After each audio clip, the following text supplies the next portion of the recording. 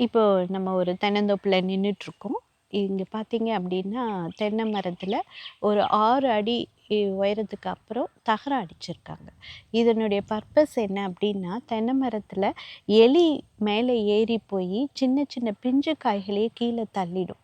அது நம்மளுக்கு நெறைய மகசூல் இழப்பை ஏற்படுத்தும்.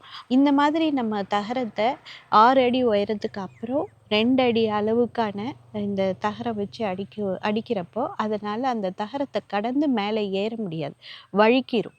அதனால இந்த மாதிரி நம்ம ஒ தென்னை மரங்கள்ல வந்து தகரத்த அடிச்சிட்டோம் அப்டின்னா, ஒண்ணு எலிய கட்டுப்படுத்தலாம்.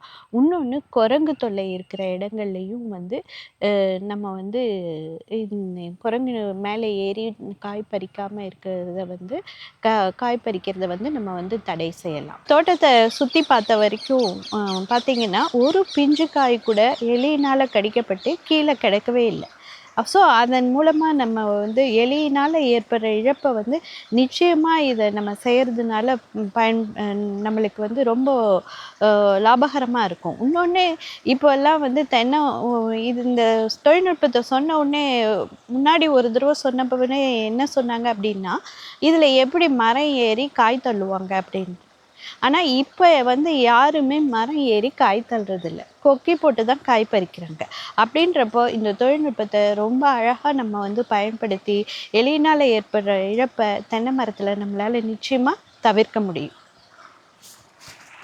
இப்போ இதில பார்த்தீங்க அப்படின்னா, ஒரு மரத்துக்கு ஒரு ரூ. 100லேருந்து ரூ. 150 வரைக்கும் செலவாகும்.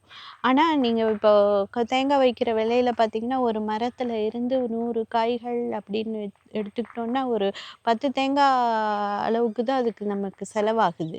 அ ஆனா, இது வந்து உங்களுக்கு நிரந்தரமா உங்க மரத்தில இருக்கக்கூடியது. ஒரு 10லேருந்து 15 வருடங்கள் நிரந்தரமா இருக்கக்கூடியது. அப்படி பார்க்குறப்போ, இது வந்து ஒரு பெரிய செலவே கிடையாது. அப்போ எலியினால ஏற்படுற இழப்பும் நம்மளுக்கு வெளிய வந்துரும். அப்ப அதுவும் நம்மளுக்கு லாபமா கிடைக்குது. ஸோ இந்த மாரி தென்னந்தோப்பு வச்சு எலி தொல்லை அதிகமா இருக்கிற விவசாயிகள் இந்த தொழில்நுட்பத்த வந்து பயன்படுத்தி பயன்பெறலான்றத இதன் மூலம் சொல்லிக்க விரும்புறேன்.